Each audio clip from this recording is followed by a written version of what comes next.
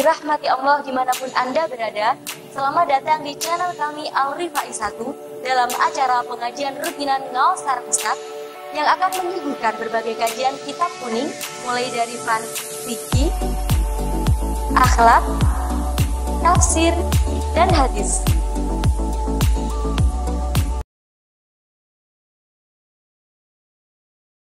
Assalamualaikum warahmatullahi wabarakatuh. Al-Fatihah.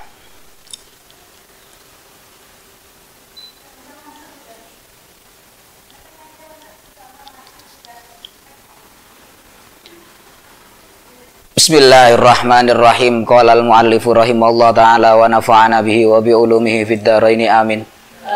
Rabbana atina min ladunka rahmah wa hayyi' lana min amrina rasyada. Rabbi shrah li sadri wa yassir li amri wa hlul 'uqdatam min lisani yafqahu qawli. Wa saniha jaryumain ala udwin mausulin fala yakfi ayyamassahu alma bila jiryanid li annahu la yusamma ghuslan. Syarat wudu yang nomor 2 itu mengalirnya air.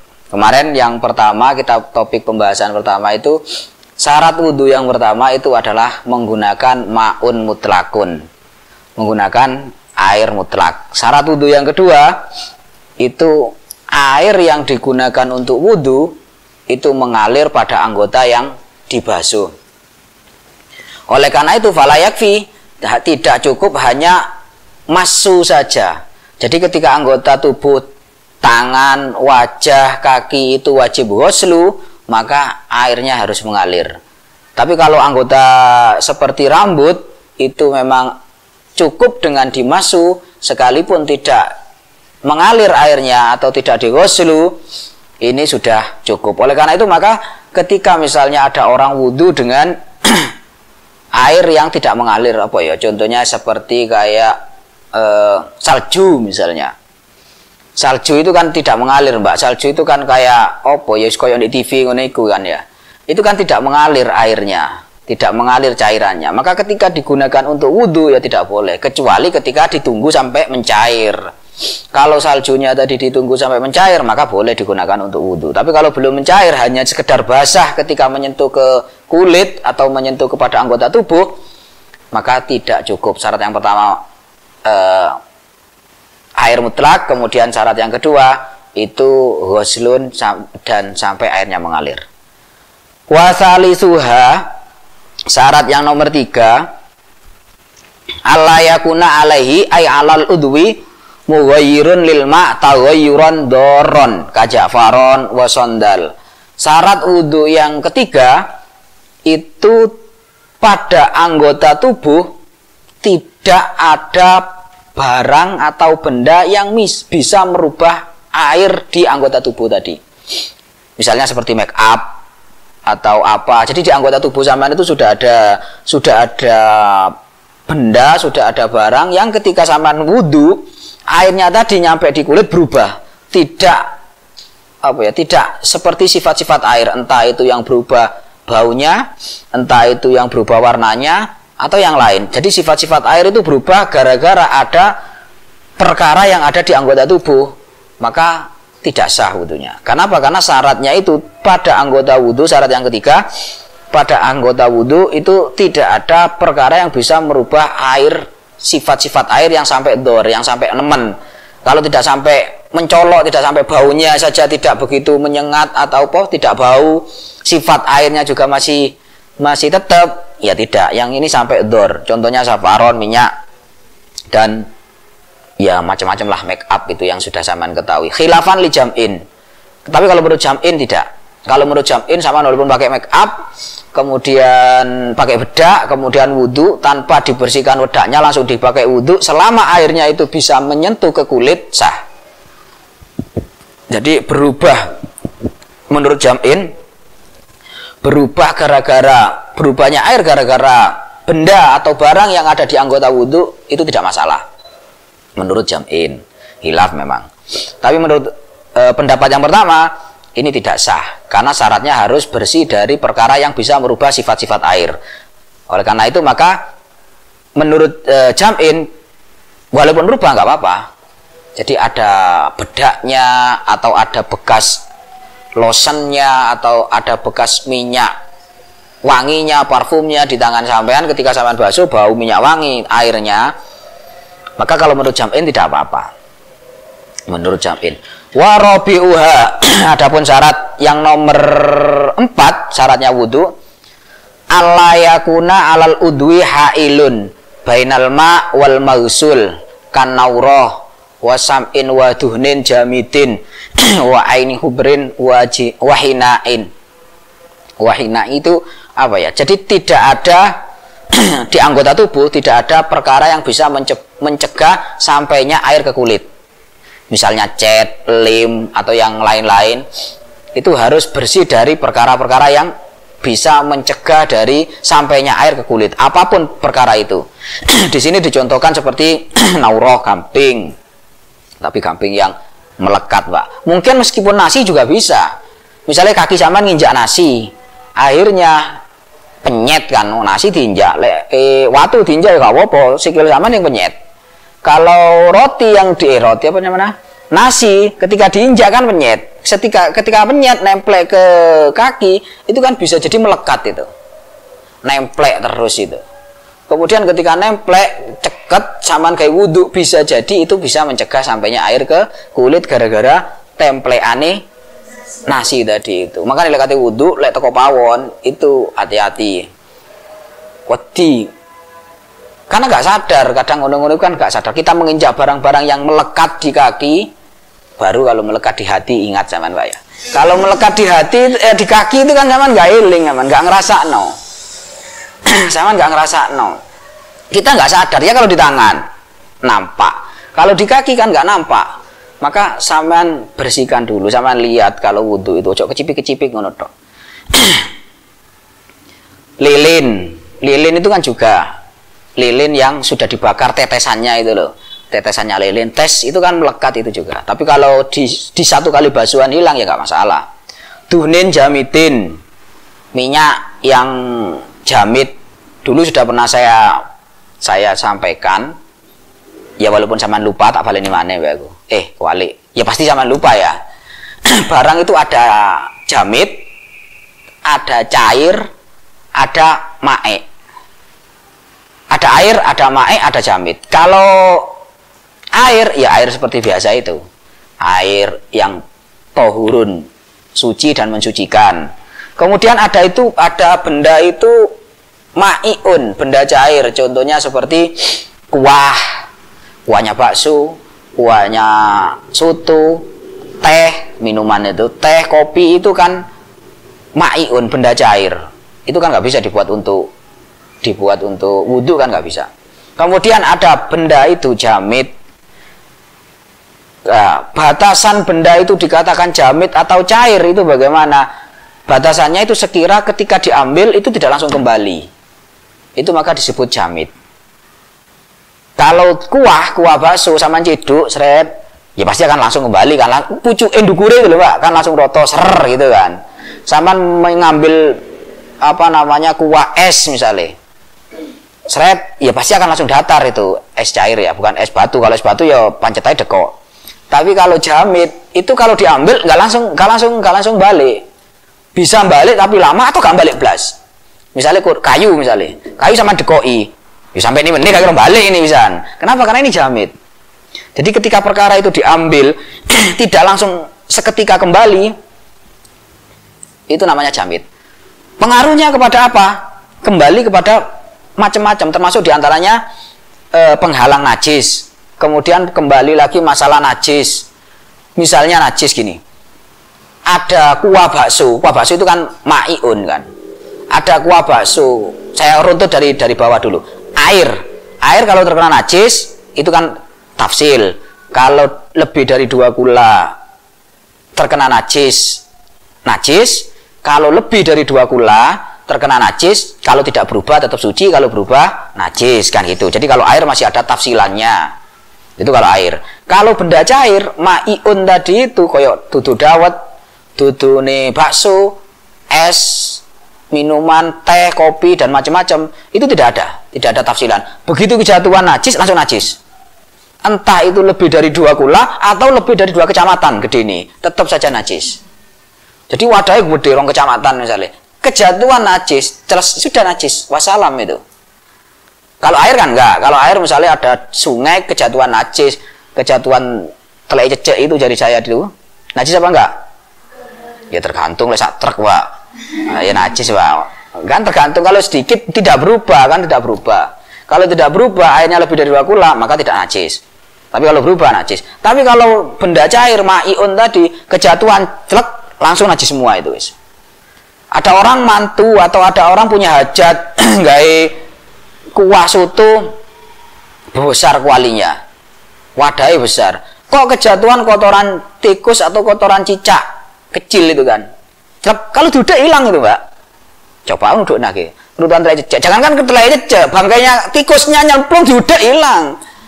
Tadi daging pisan kan ngono, panas itu kan, mateng itu. Lah maka bagaimana? Langsung najis semuanya itu. Kenapa? Karena itu benda cair, bukan air. Jadi beda. Kalau air tadi masih ada tafsilan. Lah sekarang kalau maiun, benda jamit, kejatuhan air, maka yang kejatuhan najis, maka yang najis yang terkena jatuhan itu tok. Misalnya kayak jenang, jenang kan? Jenang atau opo itu kan kalau diceduk itu kan nggak langsung kembali seperti air kan? Masih ada prosesnya. Klenek. Lah itu maka kalau kejatuhan najis, yang najis yang mana? Yang najis ya yang terkena dan hawalaihinya, sekitarnya saja diambil, diceduk sama sendok, dibuang, lainnya suci. Atau mejo tambah jamitan nemen ini ya. Mejo ini kebutuhan tek, maka sing najis yang mana? Ya sing kekenaan tok itu pinggirnya sini ya juga tidak, gak ada hubungannya kan. Itu maka bedanya antara air, benda cair dan juga benda jamit. Lah ini sekarang duhnin jamidin, ini minyak yang jamit, yang atas, minyak apa atas itu ya? Nggak tahu saya. Jadi pokoknya nempel di sini masih dalam bentuk minyak yang jamit, bukan ketika di wadahnya berupa lotion jamit, ketika dioserno di gini sudah hancur, ya itu nggak dibahas. Tetap hukumnya sudah hancur. Ini yang dimaksud jamit ketika di anggota tubuhnya masih jamit gitu loh.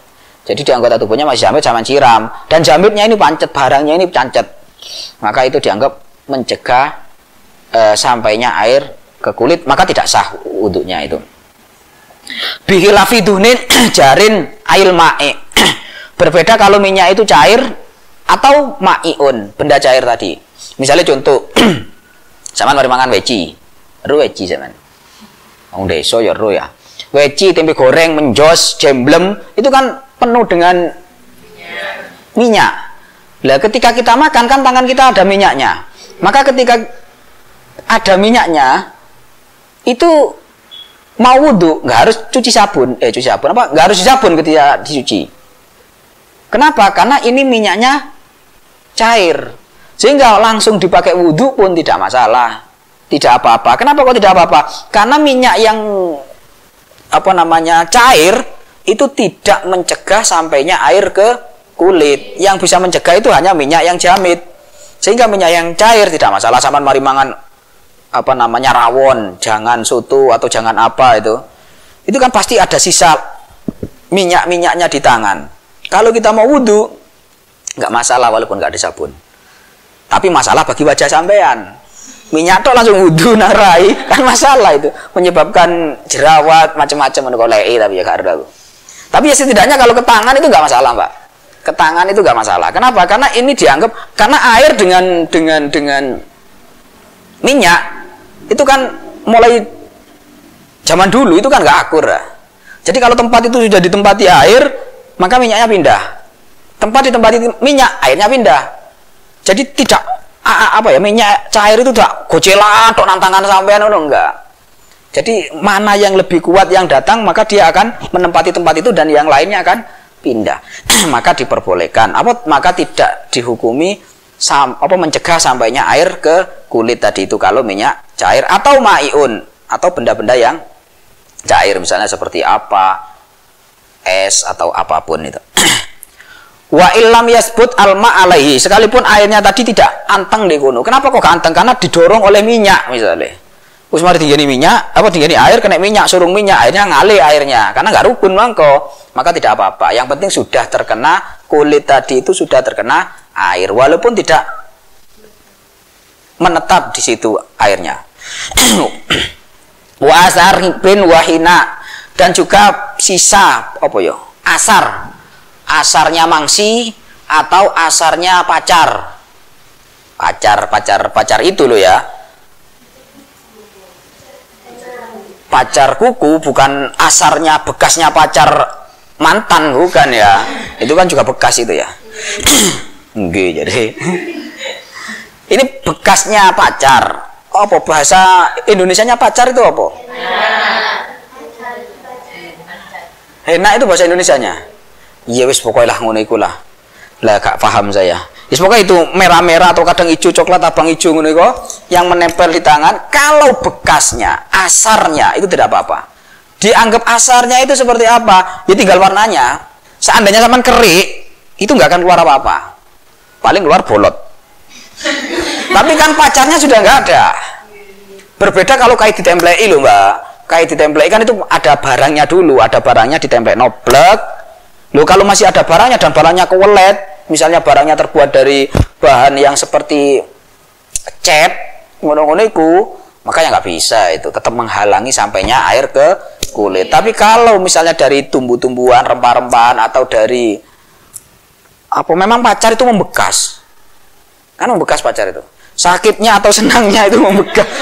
Warnanya maksud saya. Warnanya itu kan membekas ya. Jadi membekas warnanya. Jadi sehingga kalaupun tinggal bekasnya, pacarnya sudah hilang, sudah diabaikan, sudah dibuang, maka tidak mengganggu syarat, tidak mengganggu sampainya air kepada kulit tadi itu. Kalau tinggal bekasnya, Pak. Jadi goleki tapi yang sudah dibuang tadi jangan dicari. Wa kadza istaratu alama jazama bihi katsirun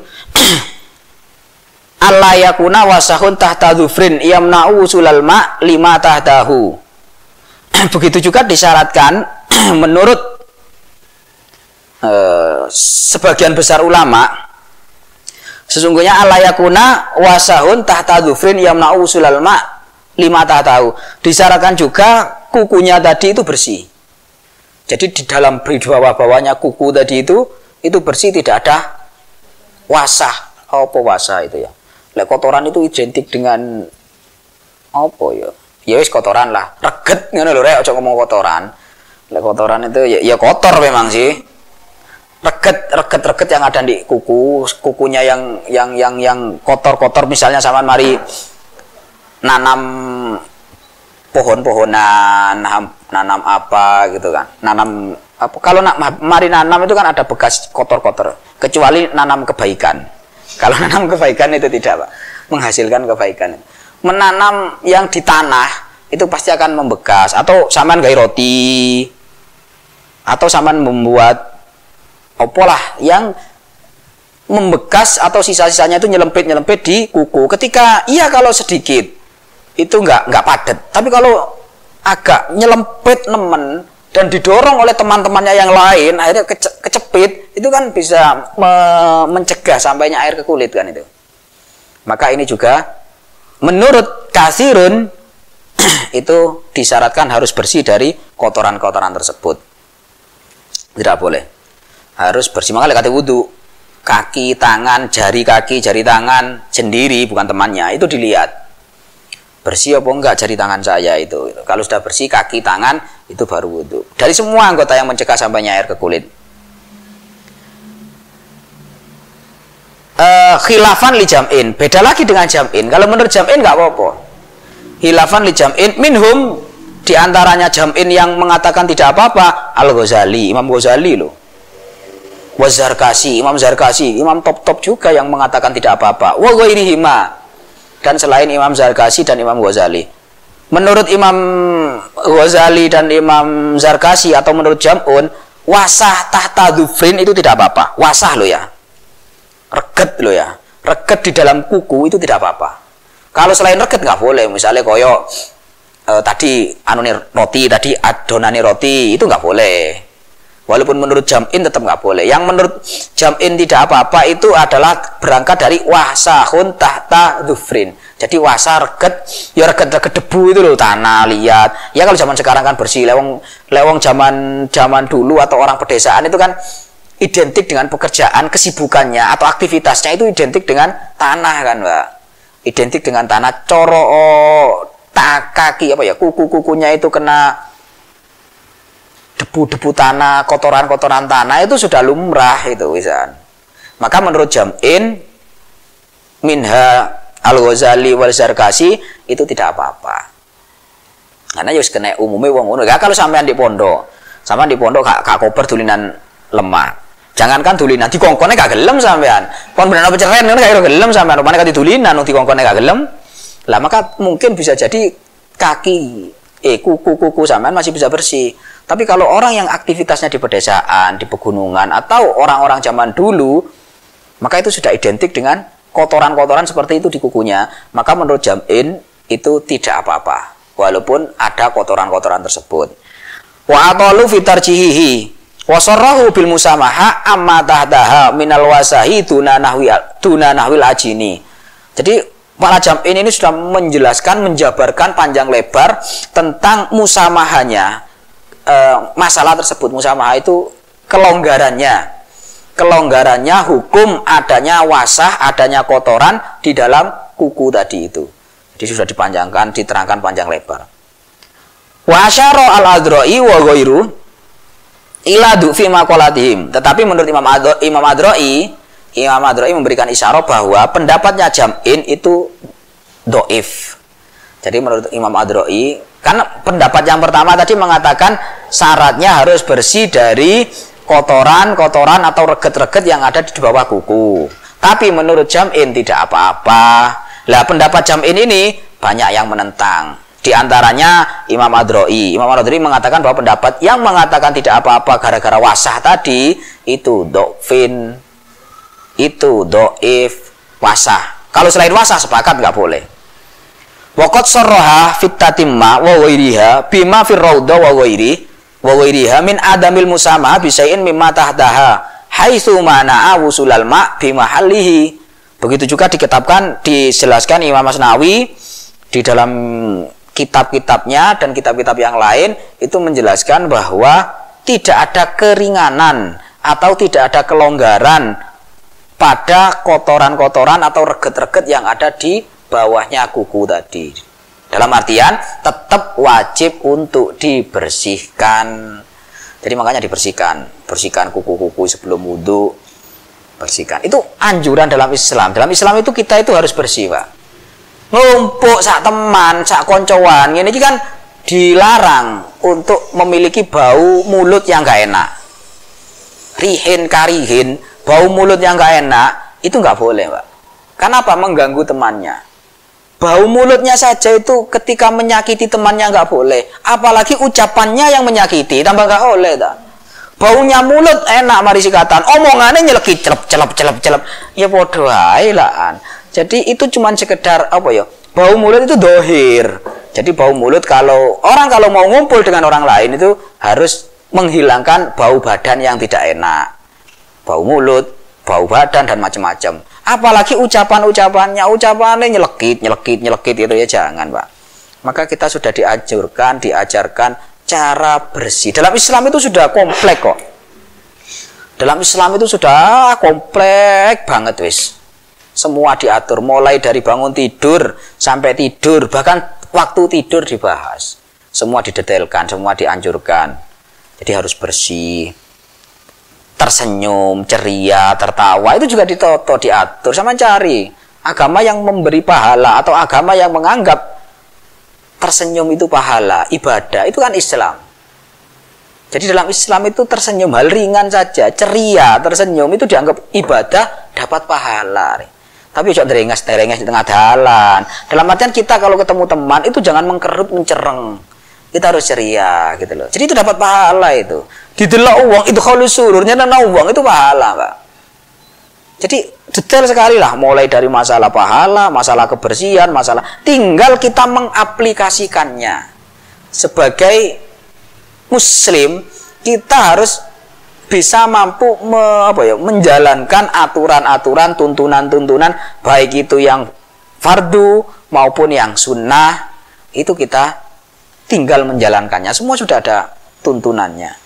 Gak usah mikir mana ya. Wa aftal Baghawi fi wasahin hasola min hubarin bi annahu yamna'u sihatal wudu. Imam Al-Baghawi berpendapat bahwa kotoran dalam kuku yang timbul dari hubar, dari debu atau dari tanah, itu yamna'u sihatal wudu, mencegah sahnya wudu. Jadi kotoran-kotoran yang ditimbulkan dari tanah, kemudian ditimbulkan dari debu dan macam-macam, menurut Imam Baghawi itu mencegah sahnya wudu. Bikhilafi mana sya'amin badanihi wawal iraku al-mutahamidu. Berbeda dengan apa ya? Keringat yang ngumpul nih kok. Keringat kan identik dengan cair saja nih ya. Makanya saya bingung tadi. Keringat memang identik dengan cair, tapi ini mungkin ada keringat yang menggumpal ya.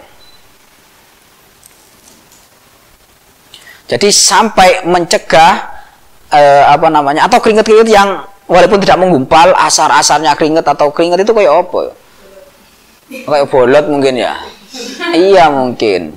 Kayak bolot campur keringat ngono iku yang nasya'a min badanihi. Jadi memang tumbuhnya cukule itu dari tubuhnya orang sendiri. Maka kalau menurut Imam Baghawi tadi, menurut Imam Baghawi tidak apa-apa itu. Kenapa? Karena tumbuhnya memang dari tubuh. Jadi tidak apa-apa. Kalau yang tumbuhnya dari hubar, dari selain tubuh yang tumbuh dari tubuh tadi, maka itu yamna, mencegah kepada sahnya wudu. Wajazama bi fil anwar. Jadi ini pendapat Imam Baghawi ini juga disepakati di kitab Al-Anwar. Wa khamisuha, nomor 5 dari syurutul wudu. Ada berapa syaratnya wudu dulu di pertama pembahasan? Syaratnya wudu itu ada 5, sama seperti syaratnya mandi. Yang nomor 5, tuhulu waktin lidaimi hadasin, masuknya waktu bagi orang yang punya hadas. Daimil hadas, bukan punya hadas. Orang yang selalu hadas tok. Entah hadas beser, nguyuan tok, entah hadas ngentutan tok misalnya. Pokoknya hadas, daimul hadas. Nguyuan itu dalam artian bukan koyok sampean dalam keadaan normal kakean ngombe terus kademen bala-bali nang jeding, itu bukan beser itu Mbak. Bukan salisil yang masalah. Beser yang dimaksud di sini ini tidak bisa dikendalikan gitu loh. Mengalir dengan sendirinya, tidak bisa dikendalikan. Kalau sampean ke cuaca dingin misalnya, sama di pegunungan terus minum es, minum sembarang, airnya nguyuan, itu bukan beser itu. Kenapa? Karena sampean masih bisa menahan. Zaman masih bisa menahan, kemudian zaman masih bisa sholat, mari sholat genah, kemudian zaman masih bisa ke kamar mandi, kan masih bisa. Tapi kalau ini sudah nggak bisa, ini sudah terus mengalir sama seperti kayak orang istihadah nih kalau. Lah maka bagaimana? Syaratnya harus nunggu masuknya waktu. Kenapa kok nunggu wudu? Misalnya mau salat zuhur, maka nunggu masuk waktu salat zuhur. Kenapa kok harus nunggu masuk waktu salat zuhur? Karena wudunya orang daimul hadas itu dianggap wudu yang darurat. Sehingga kalau belum masuk waktu belum dianggap darurat. Jadi syaratnya wudu bagi orang yang daimul hadas itu sudah tuhulu waktin, sudah masuk waktu. Contohnya orang yang beser, orang yang mustahadah. Wa istaratu lahu aidon dhannu duhulihi. Di samping syaratnya sudah masuk waktu, juga ada dhon masuk waktu. Jadi kalau dhonnya belum masuk waktu, tapi kenyataannya masuk waktu, tetap nggak sah. Maka kan dulu dalam kaidahnya itu al-ibra fil uqud, al-ibra fil ibadah bima fi nafsil amri wa dhonul mukallaf. Jadi kaidahnya itu yang diiktibar, yang diibro, yang dianggap dalam ibadah itu adalah dhon dan kenyataan. Kita menyangka belum masuk waktu, Kita wudhu bagi orang yang salisil hadas tadi itu. Kita menyangka, orang itu menyangka belum masuk waktu, tapi dia tetap wudhu. Walaupun hakikatul amrinya sudah masuk waktu, tetap tidak sah wudhunya. Kenapa? Karena dhonnya menganggap tidak masuk waktu. Sama seperti saman sholat. Ini bahas orang beser. Saman sholat saja, saman sholat dohor atau saman sholat asar dalam keadaan normal ini, maka wajib dua-duanya itu. Dhonnu duhulil wakti dan juga duhulil waktinya. Zaman sudah menyangka bahwa waktu asar sudah masuk dan sholatnya dalam waktu asar baru sah. Tapi kalau zaman mengira belum masuk waktu asar, sampean sholat walaupun itu kenyataannya masuk waktu asar, tetap tidak sah. Kenapa? Karena sudah ada dhon belum masuk waktu asar. Jadi kalau masuknya itu harus dhon dan kenyataan. Tapi kalau keluarnya nggak masalah, Mbak. Kalau keluarnya nggak masalah. Misalnya gini, sama sembahyang dohor mepet kate asar jam 3 atau setengah 3, jam 3 wis. Sama kate sembahyang dohor jam 3 itu, sama ragu-ragu. Ini sudah keluar apa belum waktu dohor? Nggak usah mikir itu, sama embu wis keluar, embu nggak sholat wae. Kenapa? Kalau sama ngenteni asar, yakin asar, jelas-jelas sudah habis waktu sholat dohor, ramean kodok malian. Maka kalau keluarnya waktu itu nggak usah nunggu yakin keluar. Saya ini mau sholat ada apa mau kodok ini ya, karena mendung. Ini sudah masuk waktu dohor, sudah masuk waktu asar, apa masih waktu dohor? Saman kata sholat dohor, ya sudah sholat dohor saja. Niatnya ada apa kodok? Gak usah niat ada, gak usah niat kodok, liwati saja. Jadi gak usah niat ada, gak usah niat kodok. Kalau itu ada, ya maka pangeran, malaikat dicatat ada. Kalau itu kodok, maka dengan malaikat dicatat kodok, selesai. Jadi gak usah, kan enggak ada. Koyo perkara yang langka sih. Kayak sing aneh, padahal zaman dulu di Fathul Qorib kan sudah dijelaskan. Sholat itu kalau sholat fardu yang wajib dalam niat itu cuman 3, 1 kosduse, 2 takyin, 3 fardiyah. Kan nggak ada atau kodok, nggak ada atau kodok kan nggak ada. Maka kalaupun nggak disebutkan nggak masalah itu. Jadi kalau sama sholat dohor harus mepet. Hampir habis waktu dohor, mau sholat masuk sholat asar, ya sudah sholat dohor saja, langsung sholat dohor, Allahu Akbar, niat sembahyang dohor, entah itu sudah masuk waktu asar atau masih dalam keadaan masuk waktu dohor. Itu kalau habisnya waktu sholat. Tapi kalau masuknya waktu sholat, wajib dhon dan wajib kenyataannya. Al-itibar fil ibadah. Kalau diukut enggak, al-itibar fil ukut bima fi nafsil amri. Kalau dalam ibadah, al-itibar fil ibadah itu don mukallaf dan juga nafsul amrinya itu. Fala yatawaddau katayamumi li fardin au naflin muaqqatin qabla waqti fi'lihi. Oleh karena itu maka tidak boleh wudhu bagi orang yang taimul hadas, sama seperti ketika dalam kasus tayamum. Mau sholat fardu atau mau ibadah fardu atau ibadah sunat, yang ibadah sunat itu punya waktu sebelum masuk waktu mengerjakannya. Tayamum kan juga seperti itu.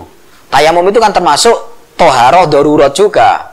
Maka syaratnya tayamum itu harus setelah duhulil wakti. Syaratnya wudhu bagi daimul hadas, karena itu juga sesuci darurat, juga ba'da duhulil wakti. Kapan waktunya masuk sholat waktu? Kapan waktunya melakukan? Ya kalau sholat ya sesuai dengan waktunya sholat itu, Mbak. Kalau dohor setelah bergesernya matahari, kalau asar setelah bayang-bayang benda 2 kali dari bendanya, melebihi dari bendanya. Kalau maghrib setelah ghurubus syamsi dan seterusnya itu waktu masuk duhulil waktu. Sekarang di sini jelaskan wali sholati janazah yang dianggap belum masuk waktu, wali sholati janazah qoblal husli, sembahyang jenazah tapi mayitnya durung didusi, itu nggak boleh, itu belum waktunya. Ada orang taimul hadas katanya membayangi mayitnya durung didusi, dia wudhu nggak sah.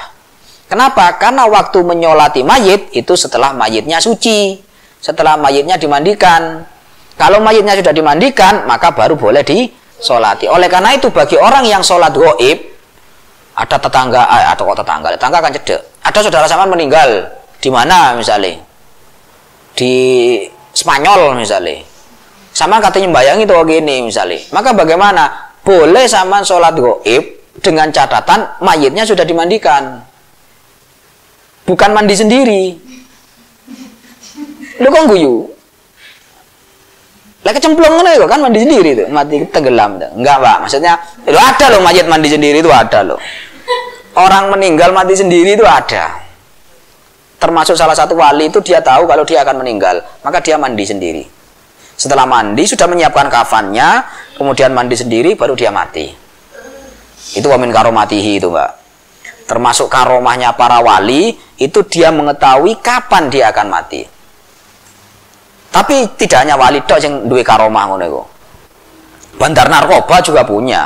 Bandar narkoba kecekel dihukum mati, tahu dia kapan akan mati. Waduh, meneh aku ditembak mati, besok aku dieksekusi. Itu kan tahu dia. Jadi orang mengetahui kematiannya itu belum tentu wong hebat tok, bukan tentu wali tok.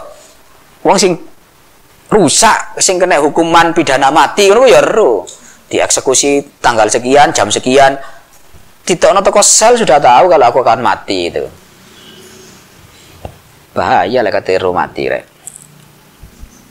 Wa tahiyat, salat tahiyat qabla duhulil masjid sebelum masuk masjid.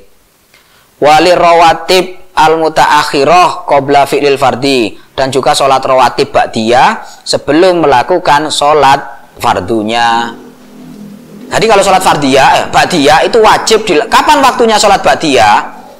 Sholat ba'diyah itu mulai waktunya, mulai selesai sholat fardu sampai akhir waktu sholat. Itu kalau waktunya sholat ba'diyah. Tapi kalau sholat ba'diyah, qobliyah, itu mulai awal sampai akhir, Mbak. Mulai awal masuk waktu, misalnya sholat qobliyah dohor, ya mulai waktu dohor sampai akhir waktu dohor. Itu qobliyah.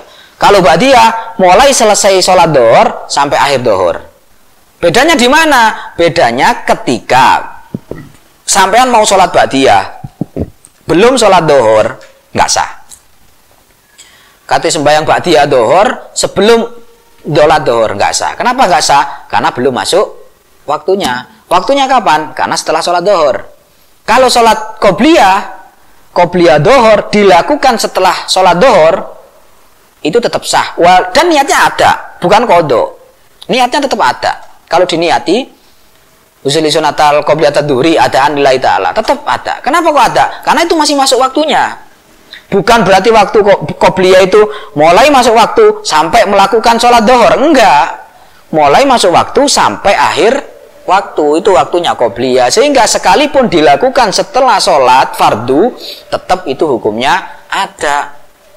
Beda dengan ba'diyah. Kalau ba'diyah waktunya lebih sedikit setelah sholat fardu sampai selesai waktu.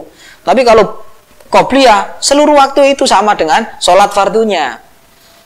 Asar ya sama, waktu asar dengan waktu qobliyah asar sama. Sehingga ketika dilakukan dalam waktu itu dohor, ketika dilakukan dalam waktu dohor itu qobliyah dohor, maka semuanya tetap diniati ada, tetap berlaku hukum ada. Kenapa? Karena masih masuk dalam waktunya, bukan keluar dari waktunya.